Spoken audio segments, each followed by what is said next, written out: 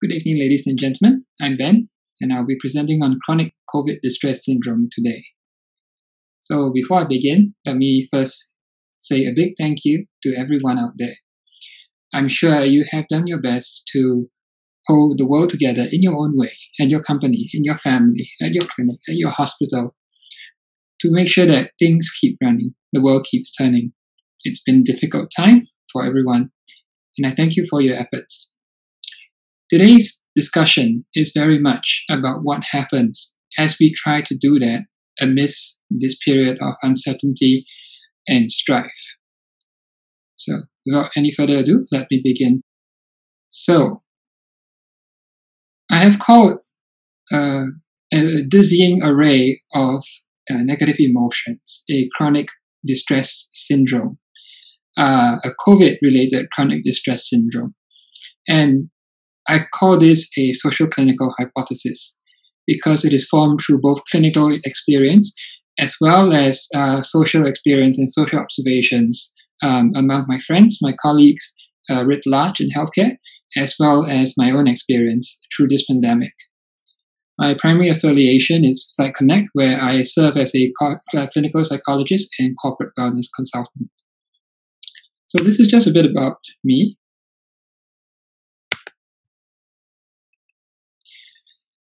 I'm a clinical psychologist registered in Singapore, and I'm quite active in the Singapore Psychological Society as well.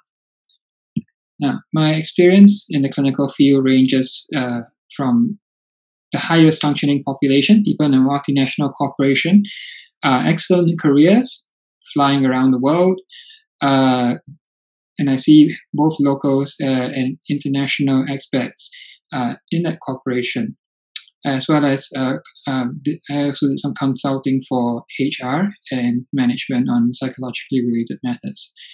I am at a private outpatient clinic now. Previously, I've also seen patients in a tertiary general hospital, as well as a dedicated tertiary psychiatric hospital. In terms of research, I have served as on-the-ground research assistant, as a co-investigator, visiting clinical psychologist, and currently also as a sessional lecturer. And my current research engagements are associated with the Institute of Mental Health. So, my current pursuits are treatment and services for these things: psychiatric disorders, functional health disorders with psychological loading, psychological barriers to workplace performance, employee assistance, talks, workshops, and corporate consulting. This gives me a fair bit of exposure to concerns, not just from individual employees, but from the perspective of HR, from the perspective of higher management, all the way up to the C-suite. What are they worried about during this pandemic? And as far as research goes, I am keen on pursuing interest on today's topic, and also novel psychotherapy treatments for insomnia. I am actively seeking collaborators on these. So if this interests you, please let me know. So maybe I should begin with where I'm from, Singapore. It is not a part of China. So this is what Singapore looks like on Google Maps, this diamond-shaped island right here. It is an island city, and it is located here. It is too small to be seen on many maps. But it is in the Asia-Pacific region, specifically Southeast Asia, with a population that's close to 6 million. It is one of the Asian tiger economies that saw incredible growth in the last part of the 20th century. It is a multicultural country, and it gets more multicultural over the years as people from different parts of the world call Singapore home. And we are also fortunate to be one of the countries where COVID is relatively well contained. And it is often mentioned along countries like Australia, New Zealand, Taiwan, South Korea that have done fairly well in managing the outbreak. So, what I've observed, or who I've observed, in coming to today's topic, patients, colleagues in the general industry, and my personal friends as well. This is what's happened in Singapore, which means this is what has happened to us ever since the outbreak occurred. We've had time-limited semi-lockdowns. We've had work from home for workers. We have home-based learning for students, which means the people who are working from home now need to also be teachers for home-based learning for their kids. We had capacity limits on social gatherings, dining, events, and even malls. There is a per square feet limitation on the number of people, patrons that can be in the mall at any single time. High-risk activities or riskier activities have been prohibited as well, such as karaoke, which is very popular in my part of the world, as well as high-intensity sports, where a mask is not feasible, and singing lessons as well. Pre-event testing for events above a certain size have also been implemented. Routine testing of high-risk operations, such as those living in dormitories, healthcare workers, populations like these. And we've also had many healthcare disruptions. So I was still at the Institute of Mental Health, which is a public hospital, when COVID first broke out. And we had to deal with the same things a lot of you out there, the mental health clinicians, had to deal with. Suicide risk, domestic violence, there was a huge spike. We needed to overbook, and we soldiered on the best we can given all the contagion containment measures. And of course, businesses have also experienced financial strain, and with that comes employment uncertainty for the employees. So this observation that I will share with you first got a name when one of the companies I am providing employee assistance services to showed me an article on pandemic rage. It's about a person who found that they were more irritable than usual, uncharacteristically so, and had an angry outburst at a relatively minor irritation. But as I searched online, I recognized that this is not something that was limited to Singapore. The New York Times reports something like this. The Business Insider reports something similar as well. There is a sense of fatigue and yet anger, which is quite ironic because anger is a very energized emotion and fatigue is, what's the use? I don't want to fight anymore. I don't want to get angry anymore. So there seems to be quite a lot going on, but we struggle to find a name for it. We struggle to pin it down. And today's talk really is about trying to pin that down. The most relevant academic reference comes from this. I searched for articles that tries to make sense of what is going on internally with us as we experience not just the first lockdown, but lockdowns, coming out of them, going back into them, and this whole sense that, when is this going to end? I don't know. We don't know. Is there going to be another variant? Is there going to be another outbreak? What's going to happen to my job? What's going to happen to my personal life? This study suggested that there were 4 inputs as seen above the orange line that were detrimental to subjective well-being.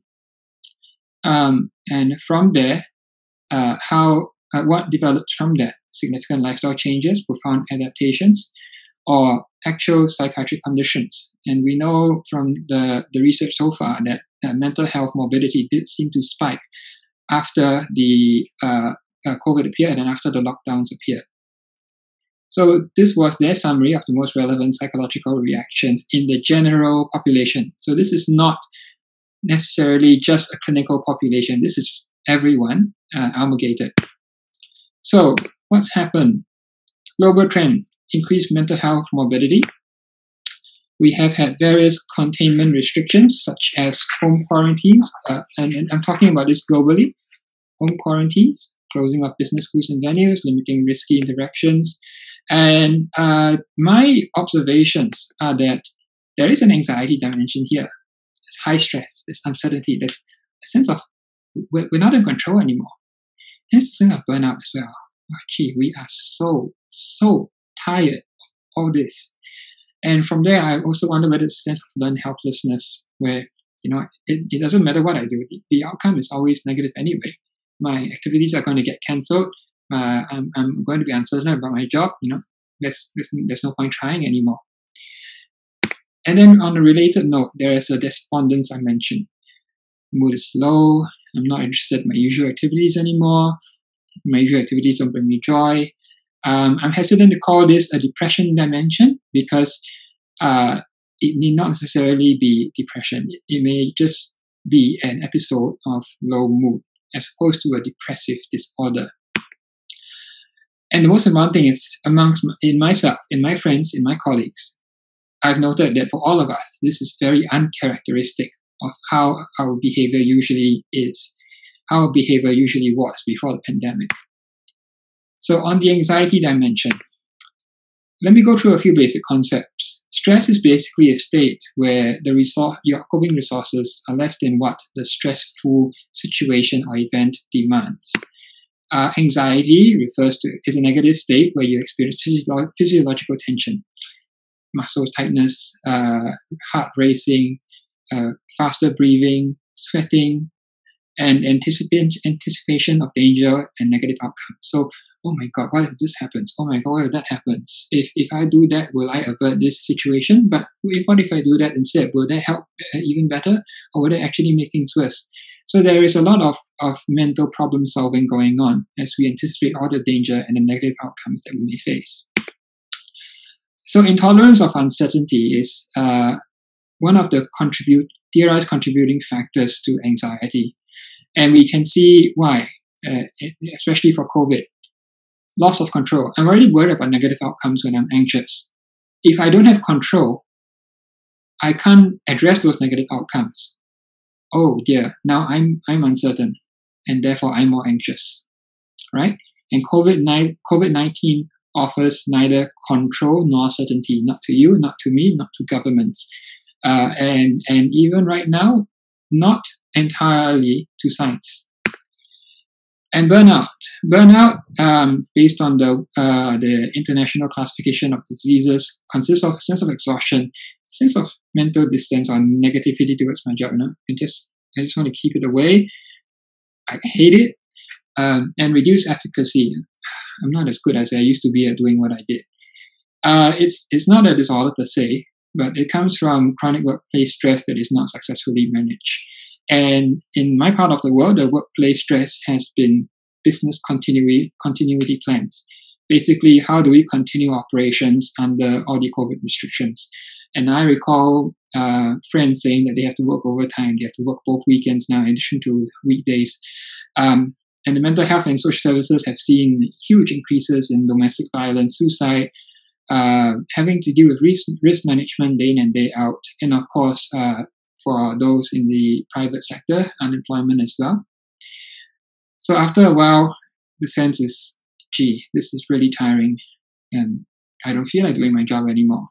When I do it, maybe it's got so bad that I'm not doing it as well as I know I can. I'm not doing it as well as I used to. And then from there comes then helplessness. You know what? Doesn't matter what I do anymore. This COVID thing, it's just going to be disrupting everything at the end of the day. So this is how I think it's put together. First of all, there are the stressors that come with the situation. They exceed our coping resources and engender anxiety. Now, the reality under COVID, with no certainty and no control, feeds the anxiety as well. And over time, what happens is that we get a sense of burnout, and from there is a sense of learned helplessness. Strictly speaking, learned helplessness means that we do not attempt to change the situation anymore. In a lay term, in a lay example, it would be, for example, if someone throws in the towel and says, I quit. I don't want to do this work anymore. So I'm saying it is a sense of learned helplessness because we're not quitting, we're still fighting, but there is a sense of futility in what we do. That's basically the anxiety dimension and how I think it evolves over time. And then there is the despondence dimension. This is the dimension where we feel kind of sad. And I'm drawing from the etiology of depression based on behavior activation therapy because I think this provides the best match to what's going on out here. So usually, activities that give us a sense of pleasure, which means, yes, it's good doing on its own, or sense of mastery, oh, gee, that was hard, but I achieved something, I learned something, so it was still good. These kinds of things gives us positive reinforcement. We are rewarded for doing the activity, and as a result, we do it more. And that creates a self-perpetuating euthymic cycle, a cycle that keeps us happy, feeling well, and basically in a general positive state of psychiatric well-being. When this is not done, or when this is prevented, what happens is that the reinforcement is gone. With that, diminished positive expectancies. I don't think it will resume. I don't think I want to resume it. I don't think it's sustainable. Oh, gee, exercise every day. I know I used to like it, but now the thought of going back for it over and over again feels like such a chore. And of course, we also think, I'm not sure if the reward is worth it. I feel maybe good, feel maybe tired, but generally I don't feel like going anymore. So what happens then is we now lack these activities. There's a sense of despondence, sense of sadness, boredom, ennui. It can look like this: low mood, loss of interest, anhedonia, very depression-like, and possibly depression as well, but not necessarily. And then there's a sense of inertia when we want to resume. Oh, COVID lockdowns, restrictions are over. We're out again. Activities are resuming again. But they have resumed before. I don't know. I need to change my schedule and go back for all my sports classes. It seems like a lot of work. And so, is this learned helplessness? Possibly, possibly not. But eventually, if it's not done or not the resumption inertia may mean that we do not do our activities of pleasure and mastery. And thus, on the right side of the page, we have a self-perpetuating vicious cycle that plunges us into low mood and keeps us there. So, what happens when the two of them are put together? We may find that people are more angry and irritable. This is of a defensive nature. I'm so stressed, I'm so tired already. When something irritates me, I get very defensive because I can't cope anymore. I feel very vulnerable. And so anger is a response that makes us try to protect ourselves against a perceived threat. And irritability just means that we are more easily provoked to anger. As a result of that, our coping ability to cope is maxed out, we're not in the mood, and so on. We're unresponsive to other people. I'm not going to reply to that email. I'm not going to reply to that text until next week, maybe. We may find that we are avoidant. Okay, it's a group meeting. I don't want this to be prolonged. I'm just going to keep quiet now. It doesn't matter anyway. Work from home. I don't want to go back to the office. I really don't. Reluctance. Fine, I'll do it. I'll do it at minimal level. But if I can, I prefer not to do it. Diminished capacity. The low mood, anxiety makes it hard for us to focus at work, perhaps. It can also make it hard for us to be with our friends and family without thinking about work, or it makes it hard to be with our friends and family without getting riled up by, why didn't you do this chore? I know you're busy, so I'm busy too. Then who's going to do the dishes? Who's going to teach the kid this time? And basically, what I would say to sum this all up is that we're not our usual self. This is not us. Something is happening to us. Something is making us this way. And I think that is the anxiety and despondence dimensions getting activated simultaneously. So then, with that in mind, we are in a better position to pin down what chronic COVID chronic distress syndrome is, or as I call it, CCDS. We might say it's anxiety and despondence attributed to COVID-related restrictions and impact on a person's life, together with a sense of futility to manage it, expectations that the future will be either the same or worse, avoidance or reluctance to engage with daily activities, regardless of the domain, work, hobbies, family, relationships, what have you, increased anger or irritability. I would then say that this diminishes our ability to function in various important areas of life. The symptoms are not typical of how we would be before. This is not typical of our personality before all this hit. This is not typical of our ability levels before this hit.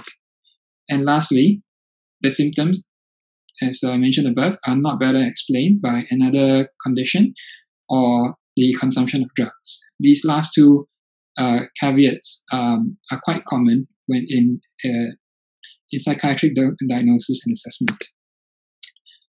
So, those of you who are familiar with mental health may be wondering, is this just adjustment disorder? So, adjustment disorder refers to a situation where a person is faced with a stressor that they can't cope with, and they either develop disproportionate anxiety or depression symptoms or some other kind of distress, plus, or in place of that, difficulties managing the reactions, whether they're disproportionate or not. And then that causes them to have significant distress or impairs their ability to go about daily life as well as they used to. So, is CCDS really just this in a different language? There is a case for and against. So, the case that CCDS is just adjustment disorder, really. Yes, lockdowns are transient stressors. And an adjustment disorder, one of the criteria are that the emotional reactions dissipate once the stressor is removed. Right? So yes, lockdowns are transient stressors. People can and do readjust when the stressor is resolved. People seem to be in a better mood when the restrictions are lifted. There is a sense of the nuclear holocaust is gone. We can come out again. The air is fresh again. The primary features of CCDS are mainly anxiety and depression-like features, right, which are consistent with the criteria for adjustment disorder. But then there are also some things that don't fit adjustment disorder. One is the anxiety and despondence does linger after the lockdowns are removed. We are not completely liberated emotionally. There is still a sense of worry, there's still a sense of fatigue, there is still a sense of low mood, right? Even though that stressor has been removed. Secondly, with this COVID onset offset, changes in business planning, changes in markets, changes in stocks and shares as your investor, it does not seem like there is a clear stressor with a clear onset and offset. There is no single thing which seems to have a clear start and a clear end. It seems like it's everything and everywhere. Examples are this. The reaction is not disproportionate. So any reasonable person, you put them under conditions like this, they are going to feel some level of CCDS. It's not disproportionate, unlike one of the criteria for adjustment disorder. Nor need it necessarily be ill-managed. And significant impairment in terms of its impact may not be present. CCDS may have a mild impact on our ability to go about our daily lives, or it can have a severe impact, which is why I call it a syndrome, a set of signs and symptoms that occur together, and not a disorder, where the signs and symptoms lead to clinically significant distress or functional impairment. Some treatments based on that. First of all, for the anxiety dimension, I would suggest acceptance and commitment therapy. This is excellent for navigating situations and psychological reactions for things that are not in our control. It's an evidence-based therapy for anxiety and depression. In my experience, it's also very good for managing adjustment to things like chronic health conditions as well. There is a component also called valued directions, which is what exactly makes up in lay terms, a meaningful life for you. What exactly does that look like? In a phrase that captures that sentiment for you. And what does it look like in everyday life in terms of how you are behaving, acting, doing? And this can inform behavior activation, which I would suggest for the Despondence Dimension. So, The only modification I would make is rather than telling someone that, you know what, just go back and resume your activities. Of course, we know that would help. Yes, we can't. That's the problem. So the activity that results in pleasure and mastery has a certain emotional function. My example is sports. My value direction is I'm always looking for the next challenge, whether sporting or otherwise. So in sports, I recognize I'm looking for the next challenge. If I can't have the next challenge with my fellow clubmates doing a competition, competing against each other, maybe I can compete against myself. What's my personal best? Can I try a new route? Can I try, if I'm cycling, can I try a new route? Can I try doing that route with a different technique? Something like this, so that I still get that next challenge, that excitement, even if the form it takes is modified. Secondly, we can also identify new behaviors that serve the same function in a different form. And again, this can be informed by value directions from above. And thirdly, and what I really like about behavior activation is not a chore. It's not a list of things to do to make yourself happy. We are talking about sustainability. We are talking about a self-perpetuating cycle, which means we don't go for, let's say, okay, I want you to go and do your activity 5 days a week, 2 hours each day. Person to be like, oh, gee, this is another task, isn't it? It feels like such a chore. But no. Why don't we start with something that you feel like you can do and you can enjoy? How about just 1 hour taking one jog around the park that you used to go? Yeah? I know you're a marathon runner. 1 round around the park is not much, but why don't we start with that and see how you feel? And so that builds up the self-perpetuating euthymic cycle again, the self-perpetuating cycle of well-being, of happiness, of positive mood. So these are the two I would suggest for CCDS. So there are some limitations in what I talked about today. First is COVID restriction types and our reaction to them are current affair. Both are still evolving. And CCDS may not actually be the final picture that results from all these restrictions. It may change. Secondly, CCDS and the mechanism of action that I described, its core, its etiology, is based on anecdotal evidence. I observe this, people tell me that, I observe that, I observe other people, I observe myself. And evidence informed our hypotheses. So these theoretically how different feelings work. And what I've done is to pull them together into a causal model, if you will. However, that model is still theoretical and it needs validation. Thirdly, it is not clear if CCDS is a normal syndrome or disorder. So I'll make the comparison to burnout and grief. We all get burnt out at times. When people die, we also grieve. Once work gets better, we get less burnt out. Once time passes, we accept that the person is gone.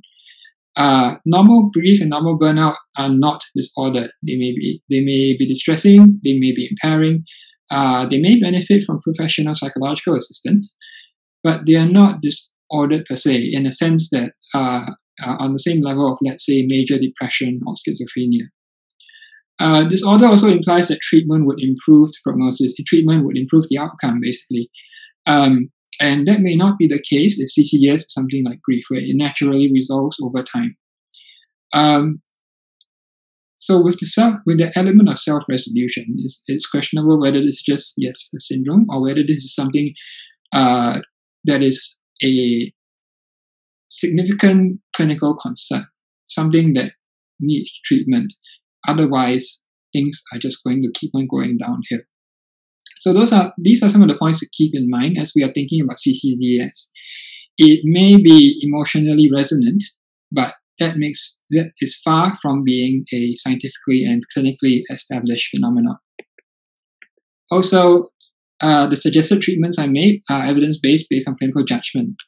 So to my knowledge, they have not been used in combination before, and they certainly have not been used in combination for CCDS because it's not been defined, and hence there is no clear target for treatment to say, I'm going to treat CCDS. However, I would argue we needed to understand and start treatment last year, right? Clinical judgment is important here because the person who comes to see us now is already distressed, on the verge of losing their job, on the verge of losing their marriage, what have you. We cannot wait for the research to catch up. That's going to take years. Decades, even, if we are talking about specific treatments and finding out which one among them is the best. But there are lessons to be learned from working with what we have now. So the observations that I have made under CCDS, the lessons on what sort of disorders come up when mental health morbidity rises in response to a lockdown, and the sort of things people need to tide through those lockdowns. I think those of us who see clients, who see patients, who know that there are things that do work, there are some people who are more resilient than others, and sometimes it's really not on us. Sometimes they just happen to have a good boss and that works out brilliantly. Other times they have a company that espouses a 996 culture. That's 9 a.m. to 9 p.m. 6 days a week. That's already stressful enough. You throw COVID on top of that, most people are going to crack.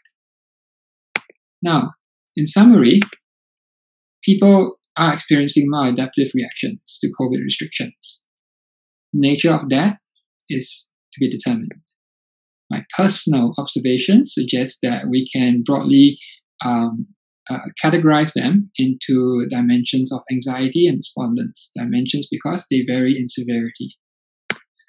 CCDS may represent a unique syndrome, a unique set of signs and symptoms that have not been recorded before. It may have a specific etiology that is consistent with life under COVID stressors or the threats of COVID stressors. It presents a theoretical model for understanding what the daily grind is under a shadow of COVID, but it requires empirical validation. So please don't take this back to your company and say, this is what's happening and this is how we're going to treat it. We're not ready for that yet. Potential treatments to explore include ACT and behavioral activation. And I'd like to emphasize again, yes, it's not ready for you to, we are not at the stage where you can go in and say, this is CCDS, this is how we treat it, and we are very confident because the research says so. We are not ready for that. But clinical judgment would suggest that these strategies would be helpful. And until the research catches up, who knows when, clinical judgment is the way to go. So these are the references for those of you who are interested. And with that, thank you very much. I hope you keep well. Your insights are most welcome. Reach out to discuss therapy, corporate consulting and services, research on CCDS, the psychotherapy for insomnia, and you can contact me at my personal email here. If you have any other research ideas or anything else you'd like to share about our reactions to COVID, I'll be happy to start discussion with you as well. Otherwise, thank you and good night.